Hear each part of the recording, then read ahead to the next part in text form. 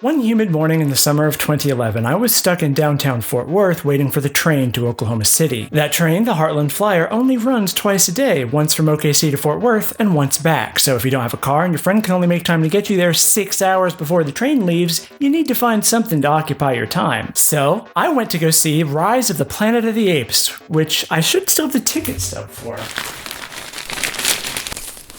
No. Yeah, here we go. Guess I liked it enough to see it a second time. Anyway, I still had a few hours to kill after that, so I went to the big two-story Barnes & Noble that isn't there anymore to buy one book and a glorified milkshake that is somehow socially acceptable to drink in a bookstore. Unfortunately for my wallet, I left that day with 2 books. The first was A Game of Thrones by George R.R. Martin. By this point, the show was in the middle of its 2nd season, and I wanted to see if the genuine article was as good as the adaptation. I got maybe 100 pages in before putting it on a shelf where it sat for several years before I hawked it at a bookstore for a couple bucks, so nah. The second book I got that day was a blind buy, and unlike A Game of Thrones, it's a book I still own and return to frequently. I'd never heard of it before it caught my eye in the graphic novel section, and I probably would have ignored it entirely had it not been for Neil Gaiman's endorsement on the cover. When I saw the letters of his name out of the corner of my eye, it immediately got my attention. And there it was, Anya's Ghost by Vera Brosgol. Anya's Ghost is a chapter in the life of Anya Borzakovskaya, a teenage Russian immigrant whose single mother moved her and her brother to the States sometime in the last 4 years. Anya's a high school student who's keeping her head down, trying to fit in, struggling against the expectations of her Russian roots in order to conform to the American normal. Even still, she's a loner and a bit of an outcast, someone who looks at the popular kids with jealousy. She seems to resent the fact that the only friends she attracts are the other weird ones, like Siobahn, a punky Irish girl, or Dima, a fellow Russian immigrant whose bookish nature gets him picked on by his peers. One day, while skipping class, Anya falls down an abandoned well where she finds a long-dead skeleton and its ghost, Emily Riley, who has been trapped in this pit since the early 1900s. She's modest, humble, even a bit meek. As a ghost, she can only appear within a certain proximity to her bones, but when Anya is rescued the next morning, she's surprised to find that she must have accidentally swept Emily's pinky bone into her bag, because now she has a 100-year-old teenage ghost following her around. What starts as an inconvenience turns into an advantage as Emily helps Anya cheat on tests, evade her teachers to smoke cigarettes, and even get into a party with the boy she has a crush on. But as you might expect, having a ghost friend doesn't come without its drawbacks, and it's not long before wacky hijinks ensue. Rat poison. At 221 pages, Anya's Ghost is a fun little coming-of-age comic that, for me at least, is endlessly rereadable. Like all good genre stories, it uses its supernatural elements as a way of examining society. But if it were just that, I doubt I'd be talking about it today. I've lost count of the number of times I've read through this book, and coming back to it again, what strikes me the most is just how much story data is packed into such a small space. Most characters only appear for a few pages, but they're all distinct and memorable because each has a unique constellation of features. Anya's drawn with healthy curves and a round face. Her head tends to be an oblong circle with big round eyes and thick black pupils. Sean, the guy Anya has a crush on, is tall and lanky, his face a strong rectangle, eyes, black pupils, and no outline except 2 thin lines by his nose. Elizabeth, Sean's girlfriend, looks like a character right out of a Bruce Timm cartoon with a waistline thinner than her head and big angular eyes with gray pupils? Irises? One of Anya's ongoing stressors is her fear of becoming overweight like her mother, but she isn't drawn fat, to put it in a crass way. Instead, the tension here is conveyed through contrast. Everything about Elizabeth is idealized, the girl most girls want to be, rightly or wrongly. Elizabeth's nose, for example, is a simple angular swipe, where Anya's nose is a more realistic series of curves. For me, this makes Anya feel like less of a cartoon character by comparison. Her relative realism emphasizes what she feels like are her physical flaws, while all we see are the seeming perfections of the people she wants to be. The Bruce Timm connection is interesting to me, as Brosgol's style generally takes a lot of hints from Tim's work, but Tim tends to create characters that look mostly the same in silhouette. Big, broad-chested guys and thin ladies with a noticeable but not gratuitous bust. You get a sense of the Justice League as a race of perfect anatomical beauties, while their villains are squat and round or thin and wiry, their proximity to a quote-unquote normal body shape representative of how much we are meant to empathize with them. Oh, Mr. Freeze. So compassionate, so tragic. Ugh, the Penguin. Oh, he's probably robbing an orphanage as we speak. It seems pretty clear that Brosgol takes a lot of inspiration from Tim's style, but she moves towards something a bit more humanist by deploying a wide variety of shapes in her character designs, thus challenging our assumption that the abnormal is inherently evil or untrustworthy. This is why it's so fitting that the only pure Bruce Timm design in the book is Elizabeth, who's so focused on appearances that when we learn Sean sleeps with other women while she keeps watch, Elizabeth says, "I'm the one he's seen with. I'm the one people look at and know that's his girlfriend." And that leads us into the larger part of why this book sticks with me, because wrapped up in this fairly standard coming-of-age tale is a far more personally specific story about cultural assimilation. Early in the comic, we see Anya secretly throw away the fatty egg dish prepared by her mother. Later, a teacher struggles to pronounce Anya's last name, which she simplifies to just Brown. These are the first two facts that we learn about Anya, that she's ashamed of being Russian and that she's scared of gaining weight. She just wants to be a quote-unquote normal American and doesn't want to be associated with others who haven't put in the work to fit in. Well, times have changed. You act like a fobby creep, you get creamed. Fobby? Fresh off the boat. These days, the only path to survival is assimilation. She worked to lose her accent, she smokes cigarettes to look cool, she does poorly in classes because doing well gets you bullied. She does everything she can to blend in, to seem normal. And all the while, Emily is watching and learning. Emily's been dead since the First World War, and she claims to have been murdered by a migrant. Over the course of the book, we see Emily slowly adopt Anya's budding cynicism, going from sympathy for Dima to calling him that awful little nerdy boy. She insists that Anya's crush on Sean is in fact true love and does everything in her power to make sure they end up together. This leads to the aforementioned scene where we learn about Sean's proclivities and Elizabeth's silent, submissive attendance. When Anya confronts her about this, the sum of her defense is simply, "I love him."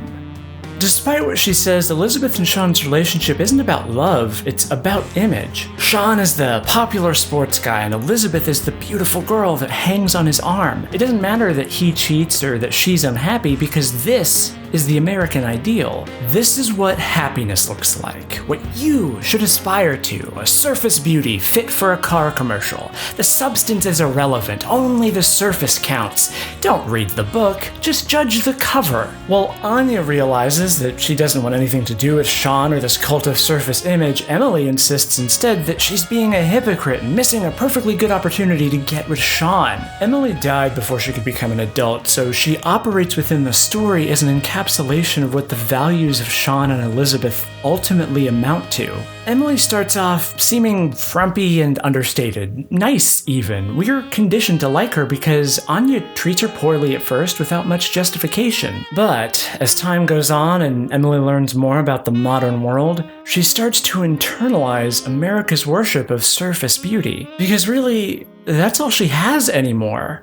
No substance, no family, only her appearance. She makes her hair longer, she starts smoking ghost cigarettes, and when Anya starts to realize how toxic her obsession with image is, Emily threatens to hurt Anya's family.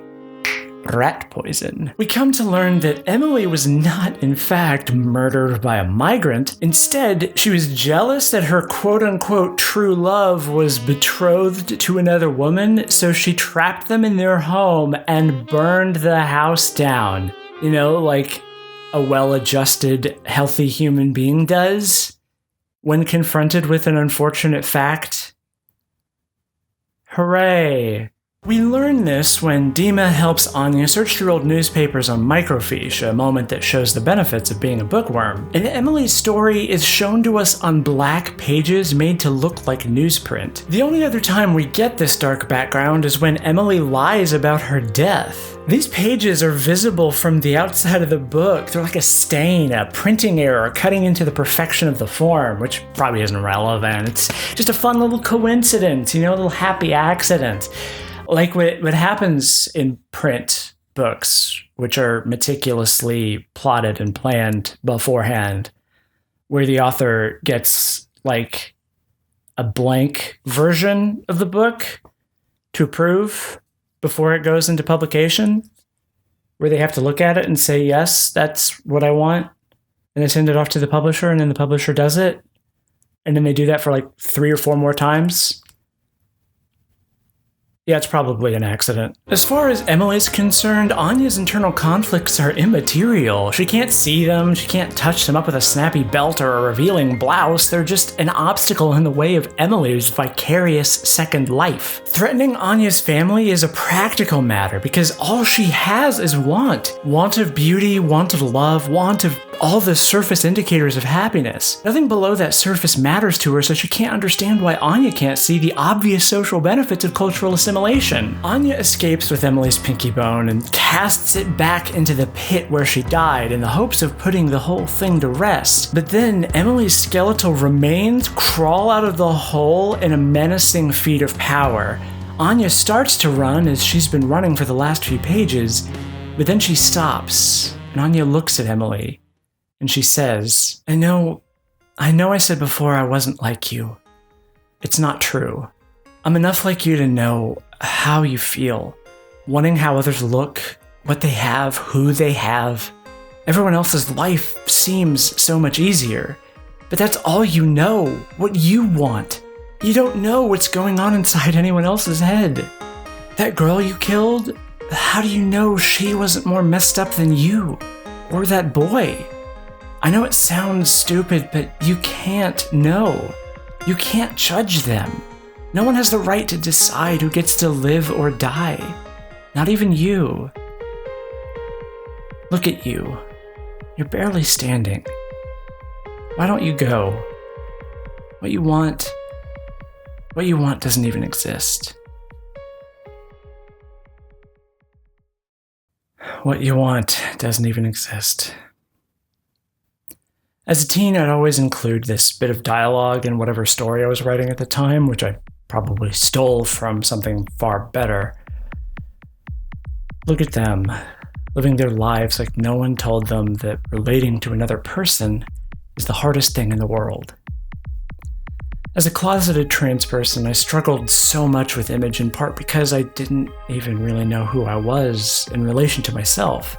It's something I still struggle with even as I approach the tender age of 30. See, for all the complexity of our interior minds, all anyone else knows is what they see, and they see so much.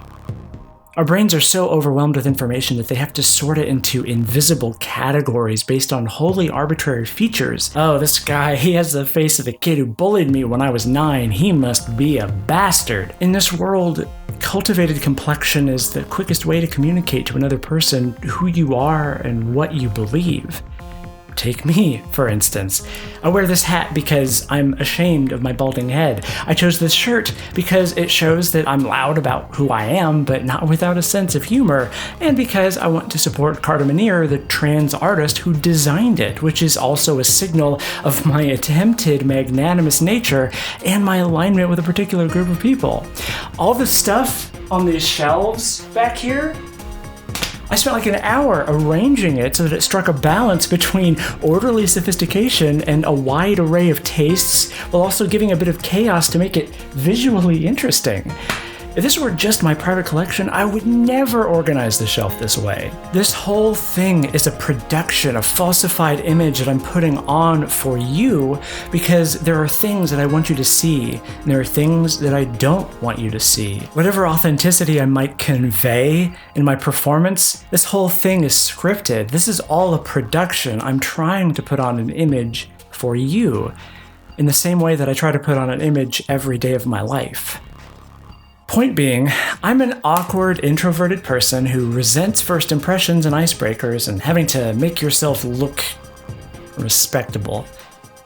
But I still obsess over my image as much as anybody else. And I think this is why Anya's Ghost is one of those coming-of-age stories that draws me back again and again. Its lesson isn't simply learn to love yourself. That's like every Saturday morning cartoon. Well, kids, this week we learned a valuable lesson about the importance of being yourself. Shut up!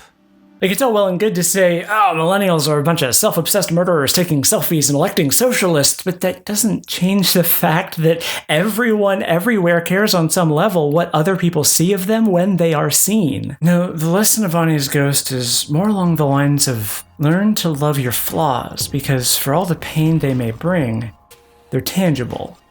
And they are ultimately part of what makes you special. It's a more complicated message and one that's difficult to accept because we're rarely shown happy, successful characters in media who are people of color, overweight, disabled, queer, or any mix of the above. Especially in the trans community, there is an obsession over perfecting one's masculine or feminine image so as to pass in day-to-day life, a practice that I can't really come down too hard on because it's often a matter of safety. But I know the hatred I feel when I look in the mirror and only see the dozens of little imperfections that will always keep me from passing.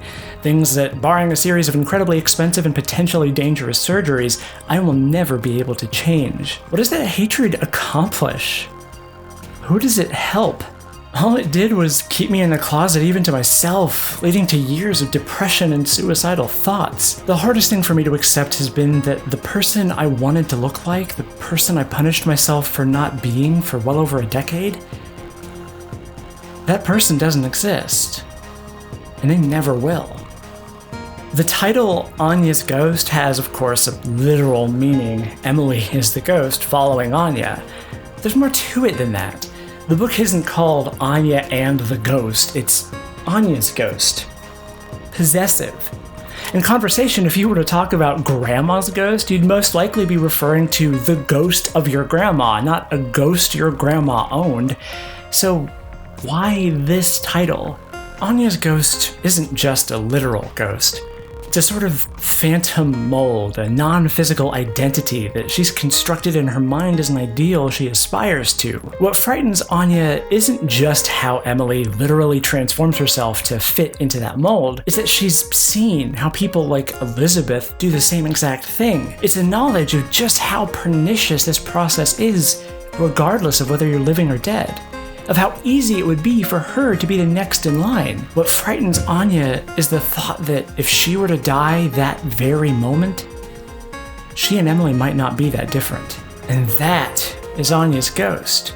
A ghost of her own making, based upon the ghost we all made together. One that haunts us every moment of every day, trading us simplified communication in exchange for a constricted identity. Maintaining the surface is easy. It's a process that money can solve with makeup, clothes, stylists. Maintaining your spirit, however, is hard. It takes work. It takes a willingness to be vulnerable, to reflect on one's imperfections, and to learn from your mistakes. On the last page of the book, Anya turns down a cigarette from Siobahn, remarking that it doesn't look as cool as she thought it did. Siobahn replies, "Geez, Anya, you may look like everyone else, but you're not. Not on the inside." Normalcy is poison. Identity lives in deviance. It's the hardest thing in the world to embrace the parts of yourself you were taught to hate.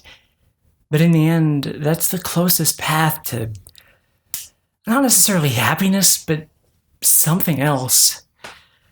A feeling of being whole. It won't fix your problems or make your life easier, but it will help you grow the roots that will help you weather the stormy days to come. And that's why I've returned to Anya's Ghost so many times over the years. Also, it's a really pretty book. Just look at the text.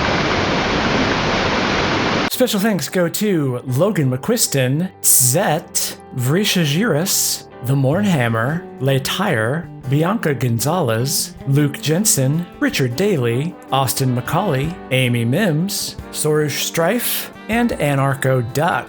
These people are my $10 patrons over at patreon.com/LTAS. For as little as $1 a month, you can support me making videos like this one. Every patron gets access to an exclusive 30-minute video essay. $5 patrons get access to my notes and scripts and various unused materials, as well as outtakes and various other vlogs and things that no one else in the universe gets to see. Much of the music in this episode was composed by Molly.Noise, and you can find links to her stuff in the description, as well as links to other sources and music and everything else that I used in this episode. And hey, maybe check out my podcast, Trans Questioning Podcast, where I talk about what it's like to be transgender and deal with the weird implications of that and try not to go mad in this wonderful world in which we live today. That is, again, patreon.com/LTAS.